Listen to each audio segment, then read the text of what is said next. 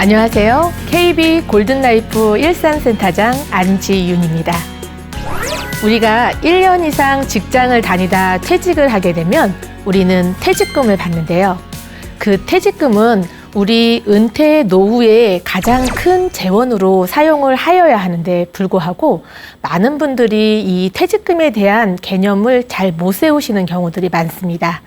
저희 센터에 찾아오시는 분들과 상담을 하다 보면 조금 더 미리 퇴직금을 수령을 할 때 챙기셨더라면 굳이 납부하지 않으셔야 할 세금들을 이미 납부한 경우들이 종종 발생하고 있습니다. 오늘은 이런 나의 퇴직연금에 대해서 운용부터 수령까지 어떻게 해야지 좀 더 절세를 해서 수령할 수 있는지에 대한 이야기를 나눠보도록 하겠습니다. 오늘은 3가지에 대해서 말씀을 드리려고 하는데요. 실제적으로 내 퇴직연금이 어떤 종류로 가지고 있는지에 대해서 한번 알아보도록 하고요. 두 번째는 퇴직연금을 수령을 할 때 어떻게 해야지 좀 더 절세를 할 수 있을지, 마지막으로 퇴직연금은요, 많은 분들이 조금 헷갈려 하시는 분들이 계시는데요. 퇴직금을 연금으로 지급받을 때는 더 이상 운영하지 않는다라고 생각을 하시더라고요. 그렇지는 않고요. 이게 연금 지급이 다 끝날 때까지 운영이 되기 때문에 좀 더 효과적으로 운영을 해서 우리의 노후 준비를 하셨으면 좋겠다는 생각을 가지고 이야기를 나눠보려고 합니다. 자, 우리 퇴직연금을 말씀드리기 전에 한 가지만 질문을 하나 드릴게요. 시청자 여러분, 혹시 여러분들은 얼마나 오래 살고 싶으신가요? 제가 이런 질문을 드리면은요, 많은 분들이 대답이 좀 각각이긴 하지만 저는 아주 오래 살고 싶어요 라고 말씀하시는 분들도 계시는 반면에 저는 좀 오래 살고 싶지 않아요 이렇게 말씀하시는 분들도 계십니다. 그분들을 조금 더 들여다보면은 그나마 나의 노후 준비가 좀 잘 돼 있으신 분들은 아주 오래 살기를 희망을 하시고, 그렇지 못하신 분들은 조금 오래 살지 않고 싶다라고 얘기를 하시는데요. 그럼에도 불구하고 모든 사람들은 마음속으로 장수를 희망하고 있습니다. 장수를 희망하지만 이 장수가 모든 분들한테 다 희망이 될 수 있을까요? 그렇지 못한 경우들도 있거든요. 이야기를 들어보셨겠지만 무전 장수 시대라고 하죠. 우리가 준비 없는 노후를 수명만 연장을 한다라고 한다면 과연 그게 행복할까요? 통계청 자료를 한번 살펴보겠는데요. 저희가 2065년에서 2070년의 기대 수명을 가지고 OECD 국가 중에서 얼마나 오래 사는지 통계를 내봤는데요. 우리가 알고 있는 장수 국가인 노르웨이나 일본보다도 대한민국이 1등으로 올라섰습니다. 저희가 곰곰이 생각을 해봤는데요. 왜 대한민국이 과연 1등이 되었을까요? 그 저변에는 아마 우리나라의 건강보험 제도가 한몫을 하고 있는 것 같습니다. 아마 주위에 해외에 나가서 살고 계시는 동포 여러분들과 이야기를 나눠보신 경험이 있으시다면 그분들이 그런 말씀 많이 하세요. 병원에 가고 싶어도 아파도 병원비가 너무 비싸가지고 웬만하면 집에서 참고 있다. 그래서 몇 년에 한 번씩 한국에 귀국을 하게 된다라고 하면 그때 병원 투어를 하면서 본인의 건강을 점검하신다라는 얘기를 하십니다. 그런 반면에 우리나라 사람들은요, 조금만 아파도 병원을 적은 금액으로 방문을 할 수 있기 때문에 저희가 잘 고쳐서 오래오래 살 수 있는 게 아닌가 싶습니다. 예전에는 100세 시대예요 라고 얘기를 하면은요, 아니에요, 100세 시대 아닌 것 같아요 라고 거의 믿지 않으신 분들이 훨씬 많으셨는데요. 지금은 100세 시대인 것 같습니다 라고 말씀을 드리면 거의 모든 분들이 수긍을 하고 계십니다. 이렇게 기대 수명이 굉장히 오래된 거에 반해서 이 베이비 부머 세대들이 은퇴를 본격적으로 하고 있거든요. 그런데 이분들은 은퇴 준비를 절반 정도가 하지 못해서 연금도 거의 못 받는다라고 해요. 그래서 조금 더 일을 하고 싶어서 저는 73세까지 일을 하고 싶어요 라고 얘기를 하지만 실제적으로 우리나라의 은퇴 나이는 49세라고 기사에 나와 있더라고요. 자, 그러면 은퇴 준비는 언제부터 시작을 해야 할까요? 평균 은퇴 연령이 우리는 49세라고 말씀드렸습니다. 자, 국민연금을 수령할 때까지의 나이는요, 65세입니다. 그 사이에 16년이라는 소득 공백기가 발생을 하네요. 우리는 이 소득 공백기를 어떻게 잘 슬기롭게 헤쳐나가느냐에 따라서 100세 수명인 나의 인생이 행복할 수 있습니다. 그러면 이 소득 공백기에 가장 많이 사용할 수 있는 자금이 퇴직금이라고 생각을 하시면 되고요. 그리고 은퇴 준비를 언제부터 시작을 하냐고 물어보시면 항상 빠를수록 좋다라고 말씀을 드립니다. 그렇기 때문에 은퇴 준비는 지금 바로 시작하셔야 됩니다. 우리나라의 연금 체계를 한번 살펴볼까요? 우리나라는요, 1층에 국가에서 보증을 하는 소득이 있는 경우 의무 가입을 하는 국민연금이 가지고 있습니다. 그리고 2층에는 안정적인 생활을 보장하기 위해서 근로소득이 있는 경우 기업이 보장하는 퇴직연금이 2층에 있고요. 여유 있는 생활 보장을 해서 개인이 자유롭게 선택을 해서 3층에 개인연금으로 해서 3층 연금으로 되어 있는데, 많은 분들이 저는 연금을 어떻게 시작을 했으면 좋겠습니까? 라고 많이 여쭤보시거든요. 잘 모르시겠다라고 하시면 우리 이 3층 연금의 탑을 차근차근 쌓아보시도록 권해드립니다. 최소한 이 3층 연금을 쌓아주셔야지 나의 은퇴 노후에 최소한의 생활비가 나올 수 있습니다. 그러면 퇴직연금 제도를 알아보겠는데요. 우리나라는 예전에는 모든 회사가 퇴직금 제도를 하고 있었습니다. 퇴직금 제도는요, 회사에서 퇴직금 재원을 회사에다 차곡차곡 쌓아놨다가 직원들이 퇴사를 할 때 이 퇴직금 재원에서 직원들의 퇴직금을 지급을 한 제도입니다. 그러다 보니 회사가 좋을 때는 문제가 없었는데 회사가 파산을 하거나 하는 경우에는 퇴직금을 받을 수 없는 경우가 발생을 하였습니다. 그래서 이 차곡차곡 쌓아놓는 재원을 회사에다 쌓아놓지 않고 안전한 금융기관에 쌓아놓게 된 제도가 퇴직연금 제도라고 생각하시면 됩니다. 지금은 퇴직금 제도와 퇴직연금 제도를 모두 도입하고 있는데요. 이 퇴직연금 제도에 대해서 이야기를 해보겠습니다. 퇴직연금 제도에는 확정급여형이라고 하는 DB형, 확정기여형이라고 하는 DC형은 회사에서 재원으로 넣어주신 퇴직금을 운영하는 재원이고요.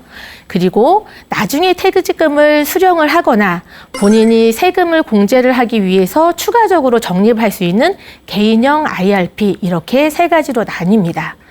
그러면 DB형과 DC형의 구분을 잘 모르시는 경우들이 많아서 잠깐 설명을 해드리려고 합니다. 확정급여형인 DB형이나 그다음에 확정기여형인 DC형 같은 경우에는요, 자금의 운용의 주체가 회사에 있느냐 아니면 근로자 본인에 있느냐에 따라서 나눠집니다. 회사에 따라서 DC형 하나만 도입한 경우도 있고요. DB형과 DC형 모두 도입한 경우들이 있습니다. 이렇게 모두 도입한 경우에는요, 근로자 본인에게 본인이 선택하여 가입할 수 있는 선택권을 드립니다.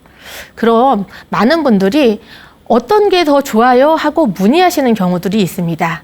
각각의 상품의 장단점이 있기 때문에 어떤 게 무조건 좋고 나쁘다라는 건 아니고요. 본인의 상황에 맞춰서 조금 더 유리한 부분들이 있어서 그 내용에 대해서 살펴보도록 하겠습니다.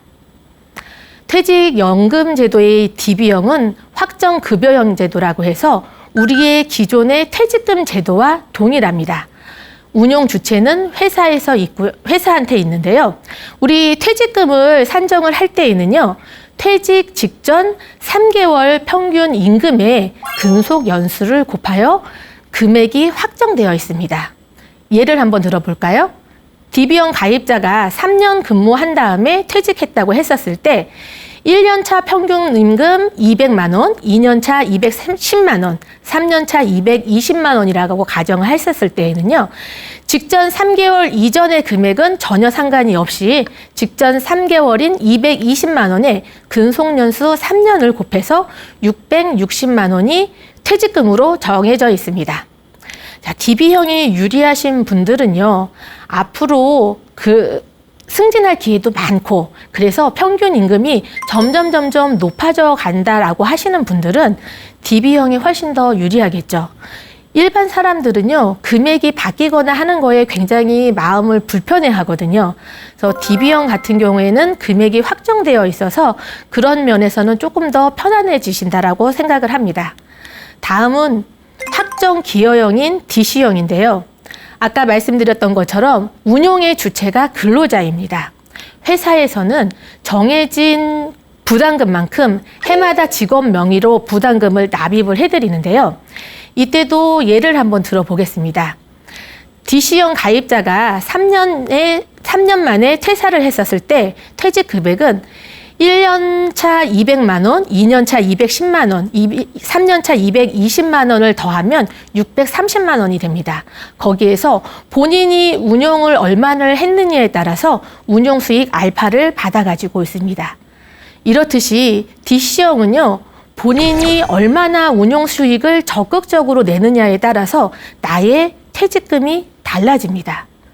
DC형 가입자라면 금액이 바뀔 수가 있어서 관심을 많이 두셔야 되는데요. 근데 너무 안타깝게 많이 두시는 분들이 많이 없다라는 게 지금 현실의 문제인 것 같습니다. 저희가 상담을 하다 보면은 여쭤보거든요. 그런데 본인이 가지고 있는 제도가 DB형인지 DC형인지도 잘 모르시는 경우도 있으시고, DC형이라고 한다면 본인이 어느 상품에 투자를 해서 얼마나 운용 수익을 내고 있는지에 대해서 관심이 전혀 없다가 실제적으로 나중에 퇴직을 했었을 때 그냥 퇴직금으로 받으시는 분들이 엄청 많습니다. 이제는 생각을 바꾸셔서 본인이 적극적으로 운영을 하셔야 할 때이고요. DC형이 유리하신 분들은요, 이미 승진할 대로 다 승진을 하셔서 퇴직이 얼마 남지 않으신 분 같은 경우에 이 평균 임금이 그렇게 높지 않다라고 생각을 하시는 분들이요. 운용 수익이 내가 운용을 해서 임금 인상보다 훨씬 더 많다라고 생각하시는 분들은 DC형이 더 유리하겠죠. 퇴직연금은요, 전환을 할 수 있는데요. DB형과 DC형을 한꺼번에 모두 다 전환할 수 있는 건 아닙니다. 회사가 운영을 해주고 있는 DB형에서 개인이 근로자가 운영하는 DC형은 근로자가 원할 때 전환이 가능합니다. 근데 반대로 DC형에서 DB형으로는 전환이 되지 않습니다. 그래서 DB형에서 DC형으로 전환을 할 때에는 신중한 타이밍을 보셔야 하는데요. 그럼에도 불구하고 우리는 이 DB형 계좌를 DC형 계좌로 반드시 전환을 해야 할 타이밍이 옵니다. 이때 전환을 잘 시기를 맞춰서 하지 않으시면 오히려 퇴직금 금액이 훨씬 더 적어질 수 있습니다. 우리가 퇴직을 할 때요, 직전 퇴직 3개월 평균 임금으로 DB형은 산정이 된다고 말씀을 드렸습니다. 근데 어느 순간 보면은 연소득이 감소하는 경우들이 있습니다. 우선 평균 임금에 포함되는 이 급여를 보게 되면은요, 먼저 기준급여가 있고, 직무급이 있고, 시간의 수당이 있고, 성과급이 있습니다. 기본급은 점차 시간이 갈수록 조금씩 임금 인상분에 맞춰서 올라가지만, 성과급은 그렇게 매년 올라가는 구조가 아닙니다. 그 해의 성과가 좋았을 때는 많이 받을 수 있지만 그 해의 성과가 나빴다라고 하면 못 받는 경우도 있기 때문입니다. 그래서 성과급이 책정이 돼서 많이 받는 해에는 내가 DB형에서 DC형으로 전환할 타이밍이구나 한번 생각을 해주시고요. 또 연소득이 감소할 때가 있는데요. 우리는 임금 피크가 들어가는 해가 있습니다. 임금 피크에 적용이 되시는 분들은요, 기존에 가지고 받으셨던 소득의 현저히 작은 금액으로 급여를 받습니다. 근데 이때 아무런 조치를 하지 않고 있다가 퇴직을 하신다라고 하면 직전 3개월에 감액된 급여로 퇴직금을 계산을 하기 때문에 그만큼 손실을 볼 수가 있습니다. 그렇기 때문에 우리는 임금 피크 들어가기 직전에는 꼭 DB형에서 DC형으로 전환을 하시기 바랍니다. 그리고 내가 운용을 해서 운용 수익률이 임금 인상률보다 훨씬 더 높을 거다라고 했었을 때 전환을 하시는데요. 그렇다고 이게 너무 일찍 전환을 한 경우에 너무 과도하게 높은 수익률을 따라가다가 위험한 투자를 하시는 경우들도 있거든요. 그래서 오히려 원금에서 손실을 보는 그런 경우들도 종종 있으니까 전환을 할 때의 시황이든지 본인의 운영 능력이 잘 하고 있는지를 감안을 하시고요. 퇴직 직전 5년 전부터는 언제 전환을 하는 게 본인한테 유리한지를 계속 점검해 드리기를 추천드립니다. 다음은 개인형 IRP입니다. 우리가 퇴직을 할 때 퇴직용으로 받을 수도 있고요. 그 다음에 본인이 세액 공제를 받거나 여유자금을 불입해서 적립을 할 수 있는 적립 겸용이 있습니다. 퇴직용은요, 퇴직금 이외에 추가 입금은 안 되지만 적립 겸용은 본인이 입금하다가 퇴직금을 같이 받을 수도 있습니다. 그리고 일시금이나 55세 이후에 연금으로 받을 수 있도록 하는 제도가 IRP 제도입니다. IRP 계좌는요, 굉장히 혜택이 많습니다. 그래서 이 IRP 계좌의 혜택이 무엇인지를 한번 알아보도록 하려고 합니다. 첫 번째는 세액공제입니다. 우리가 입금하는 한도에 맞춰가지고 세액공제를 해드리는데요. 세액공제 한도는 연금저축 상품 600만 원을 포함해서 연간 최대 900만 원까지 세액 공제를 해드립니다. 연금저축이라고 하면은 연금저축보험, 연금저축 신탁, 연금저축 펀드를 포함합니다. 그리고 IRP 계좌가 이게 다 연금 계좌인데요. 이 한도가 900만 원으로 책정이 돼 있어서 만약에 연금저축에 내가 900만 원을 입금했다 하더라도 연금저축으로는 세액공제 한도가 600만 원이기 때문에 600만 원밖에 세액공제가 되지 않기 때문에 추가로 IRP 계좌로 입금을 하셔야지 최대 한도까지 혜택을 보실 수가 있습니다. 반대로 IRP 계좌로 900만 원을 다 입금하셨다라고 하시면 이때는 900만 원 전부 다 세액공제를 받을 수 있습니다. IRP 계좌로 900만 원을 입금했다고 했었을 때 얼마나 세금이 공제가 되는지를 한번 살펴보도록 하겠습니다. 총 급여액이 500만 원, 종합소득 금액이 4,500만 원 이하이신 분들은요, 16.5%를 공제받아서 148만 5천 원을 환급해드립니다. 총 급여액이 5,500만 원, 종합소득 금액 4,500만 원이 초과하신 분들은요, 13.2%의 급여를 계산을 해서 118만 8천 원을 세금에서 환급을 해드립니다. 그리고 두 번째 혜택은요, 퇴직소득세 감면입니다. 우리가 퇴직금을 받게 되면 IRP로 입금을 받게 되면 퇴직소득세를 그때는 전혀 내지 않습니다. 그러다가 나중에 연금 개시를 하게 되면 최소 30%에서 40%까지의 세금 감면 혜택을 드립니다. 또 세 번째 혜택은요, 우리가 그냥 일반 계좌에서 상품을 가입을 하고 그 다음에 만기돼서 찾으시게 되면 15.4%의 금융소득 과세를 하고 나머지만 차액만 받는데요. IRP 계좌에서 수익이 났었을 때에는 그때는 바로 과세를 하지 않습니다. 그래서 이자와 원금 한꺼번에 합쳐가지고 같이 운용을 해드립니다. 그래서 나중에 연금을 받는 시기에 세율을 낮게 측정을 해서 3.3%에서 5.5%까지의 저율 과세를 하도록 되어 있는 게 IRP입니다. 그리고 퇴직하신 분들이요, 가장 두려워하시는 게 요즘에는 건강보험이거든요. 근데 IRP 같은 사적연금에서 연금 수령을 했었을 때는 건강보험료 산정할 때 제외가 되므로 안심하셔도 됩니다.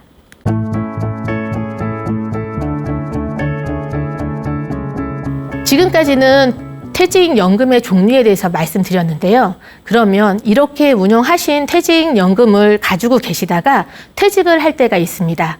그러면 이 퇴직금을 어떻게 수령을 해야지 조금 더 절세를 받을 수 있는지에 대해서 이야기를 해보도록 하겠습니다. 우선 퇴직금을 받는 과정을 한번 살짝 보게 되면은요. 퇴직연금 제도에서 퇴직을 하게 되면 퇴직을 할 때 금액이 300만 원 이하이거나 아니면 55세 이상인 경우에는 본인이 입출금 통장으로 수령을 받거나 아니면 IRP 계좌로 수령을 받거나 선택을 할 수가 있습니다. 그래서 IRP 계좌로 수령을 한 이후에 내가 필요하면 목돈으로 일시금으로 다 수령할 수도 있고 그리고 55세 이후에 연금으로 수령해서 세제 혜택을 받을 수도 있습니다. 그러면 우리는 퇴직연금을 어떻게 수령하는 게 조금 더 효과적인지를 한번 살펴보도록 하겠습니다. 우선은 본인의 연령을 한번 생각해 보시기를 바랍니다.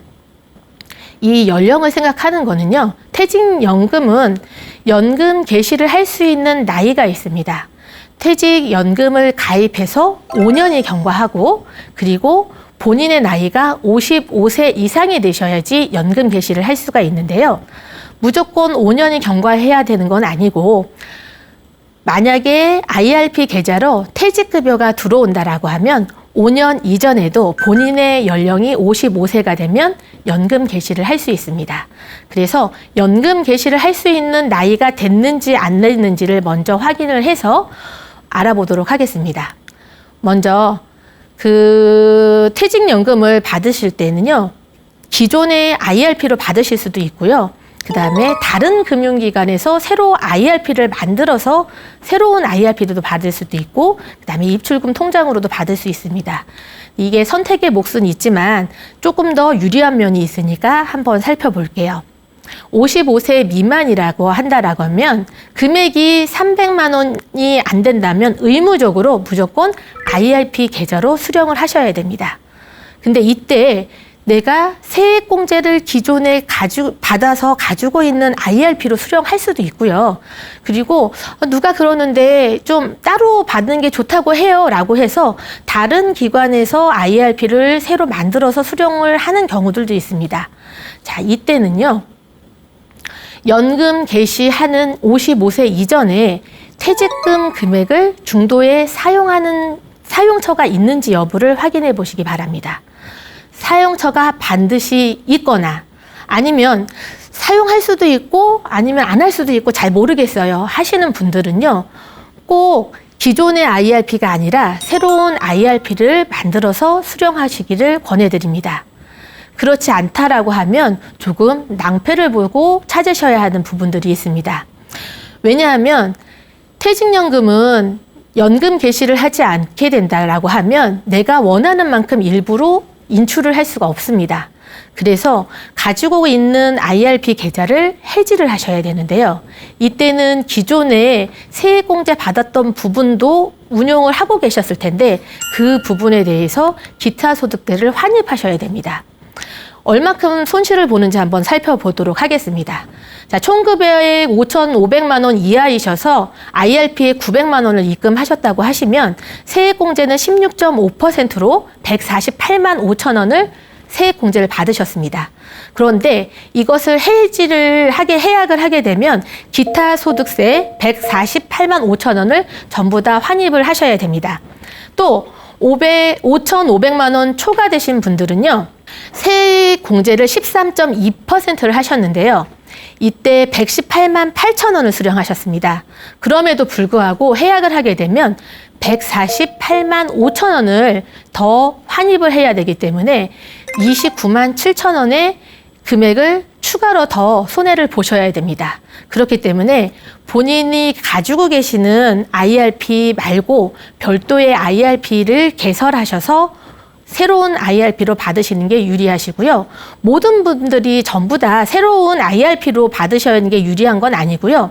본인이 입금한 금액이 그렇게 크지 않다라고 하시면 관리 차원에서 기존의 IRP 그리고 55세 이전에 사용처가 없다라고 하시면 기존의 IRP로 수령하시는 게 관리 면에서 훨씬 더 유리합니다. 그런데 무조건 다 해약을 하시는 건 아니고요. DC형이나 IRP 같은 경우에 중도의 인출을 허용하는 사유가 있습니다. 이때는 기존에 있는 걸 다 해약하는 게 아니라 원하는 금액을 찾을 수가 있는데요. 부득이한 사유로 찾을 경우에는 세금 혜택을 드리는데 이 부득이한 사유는요. 본인, 배우자, 부양가족이 6개월 이상 요양하거나 5년 이내에 개인 회생이나 파산 소고를 받고 천재지변 같은 경우에 어쩔 수 없이 금액이 필요하다라고 하시면 퇴직급여는 30% 절세해서 퇴직소득세 70%만 내시고요.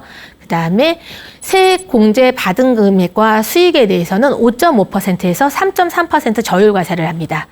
이 부분 이외에도 무주택 근로자가 본인 명의로 주택을 구입하거나 무주택 근로자가 주거를 목적으로 전세 보증금을 부담하는 경우 사회적 재난으로 인해서 코로나 등으로 15일 이상으로 입원 치료하는 등에 대해서는 세제 혜택은 드리지 않지만 원하시는 금액만큼만 인출을 할 수 있고요. 세액공제 받은 않은 금액은 과세가 제외됩니다. 자, 그러면 55세 이상을 한번 보도록 하겠습니다. 55세 이상인 경우에는요. 결론부터 말하면 IRP 계좌로 수령하는 게 훨씬 유리합니다. 왜 그런지 살펴보도록 하겠는데요. 간혹가다 고객님들이 착각하시는 경우 중에 하나가요. 내가 퇴직금을 받아서 바로 사용을 해야 돼요. 아니면 퇴직금 중에 일부를 다 사용해야 되기 때문에 IRP에 입금을 하면 찾을 수가 없어서 세금을 전부 다 공제를 하고 입출금 통장으로 받으셔서 사용을 하신다라는 분들이 의외로 많습니다. 그러나 그렇지 않다라는 것을 설명을 해드릴 테니 혹시 입출금 통장으로 수령을 하셨다라고 하시면 퇴직금 지급일로부터 60일 이내에 IRP 계좌로 입금을 하십시오. 그러면 세금 공제한 거를 환입해서 세금 금액까지 IRP에 넣어드릴 겁니다. 만약에 55세가 돼서 내가 돈이 필요합니다라고 하게 되면 우리는 연금 개시를 통해서 연금 수령을 할 수 있습니다. 자, 연금 수령의 방법을 또 착각하고 계시는 것 중에 하나가 무조건 매월 일정한 금액을 받아야 된다라고 생각하시는 분들이 많으신데요. 그런 연금 지급 방법도 있지만 기간을 둘 수도 있고 금액을 둘 수도 있고 그리고 본인이 자유롭게 인출할 수 있는 자유인출 방식으로도 할 수 있습니다. 우리는 이 자유인출 방식을 주목해 보셔야 되는데요. 모든 금융기관이 자유인출 방식을 허용하는 건 아니기 때문에 이 IRP 계좌를 선택하실 때 자유롭게 인출할 수 있는 연금 지급 방법이 있는 금융회사를 꼭 선택하시기 바랍니다. 자, 이때 연금을 지급을 할 때에는요. 이 연간 연금 수령 한도 이내의 금액에서는 세금을 감면을 받고 찾고요. 연간 수령 금액 이외 초과되는 부분에 대해서는 원래 내셔야 할 퇴직 소득세를 내고 찾으시면 됩니다. 그러면 연간 수령 한도액이 무언가요? 라고 물어보실 텐데요. 연간 연금 수령 한도는요. 원래 우리 퇴직금을 연금으로 받게 되면 10년간 나눠 받도록 되어 있습니다. 그래서 10년간 10%씩 나눠 받으셔야 되는데 한꺼번에 다 받으시면 안 되지 않습니까? 그래서 이게 연간에 찾을 수 있는 한도를 두는데 계산하는 방법이 있습니다. 개시하는 연도에는요. 개시 신청일의 평가 금액 그리고 그 다음에부터는 매년 1월 1일의 평가 금액에서 금액을 가지고 10일 마이너스 연금 수령 연차를 빼서 120%를 곱합니다. 예를 들어서 올해 55세 되시는 분이 연금 개시를 했고 1억을 받으신다라고 하게 되면 1억에 대해서 10일 마이너스 10 해서 10을 나누게 되면 1,000만 원이 되죠. 거기에 120만 원이면 120%면 1,200만 원이 연금 수령 한도입니다. 그리고 2013년 3월 1일 이전에는요. 연금 수령 연차가 5년간이었습니다. 그래서 이 13년 3월 1일 이전에 가입하신 연금 계좌라고 하면 연금 수령 연차가 1부터 수령되는 게 아니라 6부터 기산이 됩니다. 또 DB형이나 DC형 계좌에서 퇴직금이 이연된 경우에는 DBDC 가입일을 기준으로 한다는 것을 기억해 두시기 바랍니다. 자, 그러면 예시를 한번 들어볼게요. 55세이신 분이 퇴직을 하시면서 이 자유인출 방식으로 인출을 해보겠습니다. 이제 퇴직금을 10억 원으로 가정을 하고 퇴직소득세를 10%로 가정하겠습니다. 그리고 이분이 2013년 3월 1일 이전에 가입하신 거라서 연금 최소 5년으로 가정을 했었을 때 연금 수령 한도는요. 10억에서 11-6 곱하기 120%를 하게 되면 2억 4천입니다. 이 자유인출 방식으로 하는 금융기관이 아닌 다른 금융기관이나 우리가 입출금 통장으로 수령을 했었을 경우에는 10억에 대해서 10%인 1억의 세금을 그대로 물으셔야 됩니다. 그러나 이 자유인출 방식이 가능한 금융기관을 찾았을 때에는 2억 4천에 대해서는 원래 내셔야 할 10%의 30%를 절감해서 1,680만 원이고요. 나머지 7억 6천에 대해서는 10% 하면 7,600만 원입니다. 그래서 합쳐서 9,280만 원입니다. 이 절세 효과가 720만 원입니다. 우리가 조금만 수령받는 것을 생각을 하신다라고 하면 훨씬 더 많은 금액을 절세할 수 있다는 것을 기억해 주시기 바랍니다. 그리고 IRP 계좌에서 수령을 하고 있다가 이제 이 연금 지급을 하는 인출이 있는데요. 자, 한꺼번에 받을 수 있는 연금 일시금 수령을 할 수도 있고요. 만 55세 이후에 연금으로 수령을 해서 퇴직소득세를 감면받을 수가 있습니다. 근데 많은 분들이 또 이렇게 질문을 하세요. 퇴직금을 IRP로 수령을 하게 되면 1,200만 원이 넘으면 세금을 왕창 낸대요. 그래서 저는 그냥 입출금 통장으로 받으려고 해요. 이렇게 문의하시는 분들이 많거든요. 근데 그거는 잘못 알고 있는 부분들이 있어서 이 시간에 설명을 드리도록 하겠습니다. 자, 퇴직연금 이 IRP 계좌에는요, 입금을 한 재원에 대해서 다 꼬리표가 붙어 있습니다. 그리고 이 꼬리표대로 인출할 수 있는 순서가 있습니다. 우리가 입금을 할 때 세액공제를 받은 부분이 있고 받지 않으신 부분이 있습니다. 그래서 가장 먼저 인출된 거는요, 입금한 부분에 세액공제 받지 않은 원금이 먼저 나옵니다. 이때 연금으로 수령을 하던 연금보다 초과해서 연금 외로 수령을 하던 이때에는 전혀 과세하지 않습니다. 그리고 두 번째로 나오는 것은요, 퇴직소득재원입니다.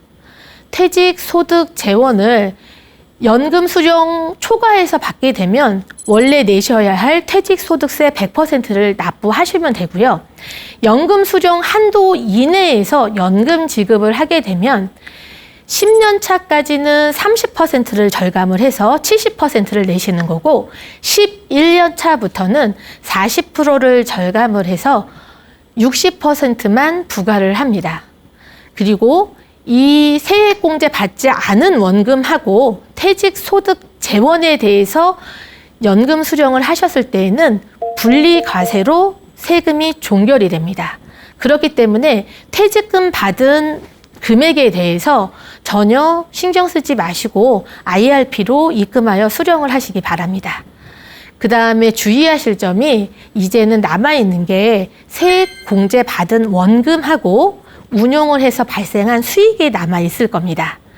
이때 연금 수령 한도 이외의 초과분에 대해서는 기타 소득세 16.5%를 과세를 하는데 연금 수령 한도 이내에서 연금으로 수령을 할 때에는 70세 미만인 경우에는 5.5%, 70에서 80세 사이는 4.4%, 80세 이상은 3.3%의 연금 소득세를 부과를 합니다.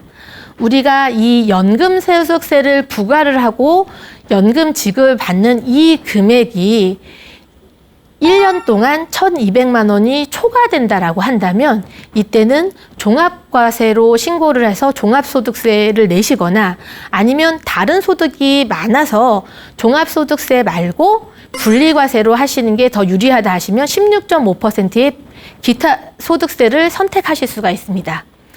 이 연금소득세가 나오는 재원은요, 1,200만 원을 초과하는데 이 1,200만 원에서 1원이라도 초과하면 1원만 세금이 붙는 게 아니라 전체 금액이 다 포함이 되기 때문에 우리가 조정을 해서 이 1,200만 원 이하로 맞추시는 게 조금 더 현명할 것 같습니다. 근데 이제 기재부에서 이 금액을 1200에서 1500으로 늘린다고 하니까 그것은 지켜보도록 하시기 바랍니다. 자, 그러면 그러신 분들도 계세요. 제가 퇴직금을 받았어요. 근데 다른 여유자금도 있어서 굳이 이 퇴직금을 지금 현재 쓰지 않아도 돼요. 그래서 그냥 놔두려고 합니다. 누가 그러는데요. 퇴직금은 늦게 받는 게 좋다고 합니다. 그래서 그냥 푹 묻어 놓으시는 분들도 계십니다. 근데 저희는 그렇게 말씀을 드립니다. 우선 만 55세가 돼서 연금 개시를 할 수 있으신 분이라면 내가 다른 여유자금이 있다 하더라도 반드시 연금 개시를 하시기 바랍니다. 연금 개시를 할 때 이 자유인출 방식을 채택을 하시면 되는데요. 자유인출 방식 제도에서 최소한의 연금 수령으로 가시면 됩니다. 최소의 저희 금융기관 같은 경우에는 최소한의 연금 금액이 1년에 10만 원입니다. 그래서 매년 10만 원씩 10년간 인출을 한다고 가정을 하게 되면 내가 퇴직 금액의 100만 원까지에 대한 금액 100만 원에 대해서는 퇴직 소득세의 30%를 절세를 하고요. 나머지 부분은 11년 차부터는 모든 금액이 전부 다 40% 절세를 받을 수가 있기 때문입니다.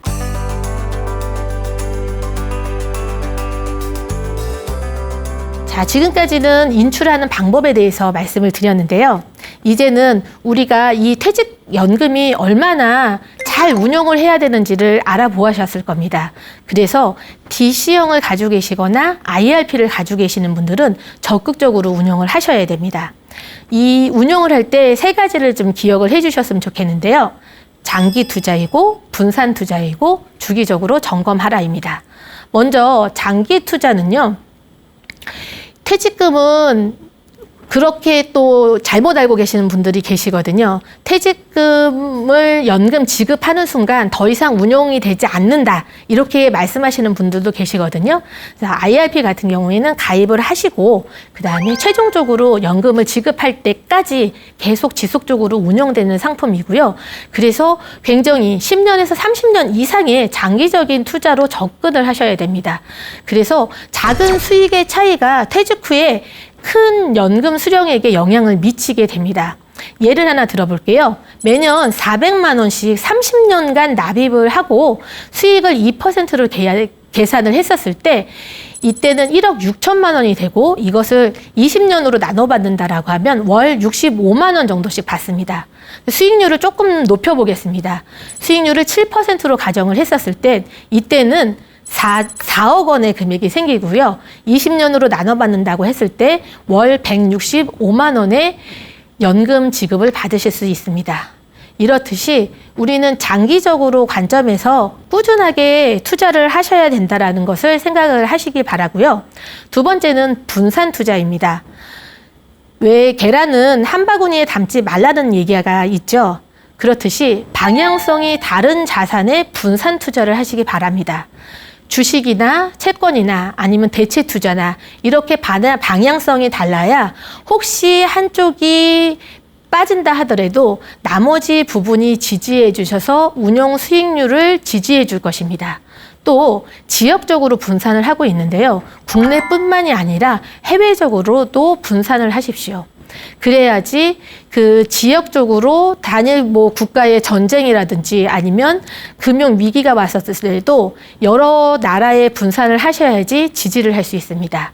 그리고 나머지는 시간을 분산을 하는 투자 시기를 분산을 하는 건데요. 한꺼번에 모든 자산을 한꺼번에 투자하시기보다는 시간을 두셔서 하시게 되면 매입 단가가 계속 달라질 겁니다. 그래서 꾸준하게 분산을 해서 투자를 하시기를 바라고요.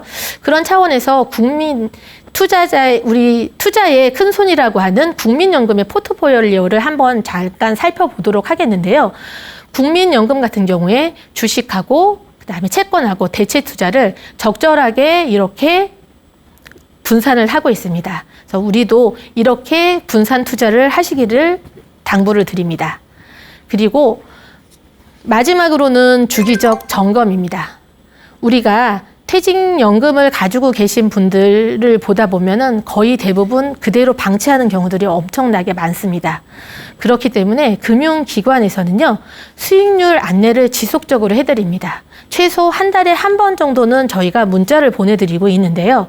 그때 만이라도 나의 수익률이 얼마가 되는지, 그리고 지금 내가 투자하고 있는 상품이 무엇인지를 점검해 주시길 바랍니다. 그리고 두 번째는요, 투자를 운용 지시를 할 때 투자 목표 수익률이나 하락 수익률을 사전에 지정을 할 수가 있습니다. 그렇게 되면 내가 혹시 놓치더라도 본인이 지정한 수익률에 도달을 하면 자동으로 환매를 해드립니다. 그리고 세 번째, 퇴직연금은 자체적으로 위험 수익률을 정하도록 되어 있는데요. 안전자산이 30%이고 위험자산이 70%입니다. 그런데 이렇게 잘 배분을 해서 운영하다가 어느 순간 주식이 화랑이라서 주가가 높아져서 위험 주식의 퍼센트가 더 높아지는 경우들이 발생합니다. 이때는 저희가 안내를 드리거든요. 그러면 그때 다시 30대 70에 리밸런싱을 하시도록 권유를 해드립니다. 그리고 전체적인 포트폴리오는 최소한 1년에 한 번 정도씩은 꼭 점검을 해주시기 바랍니다.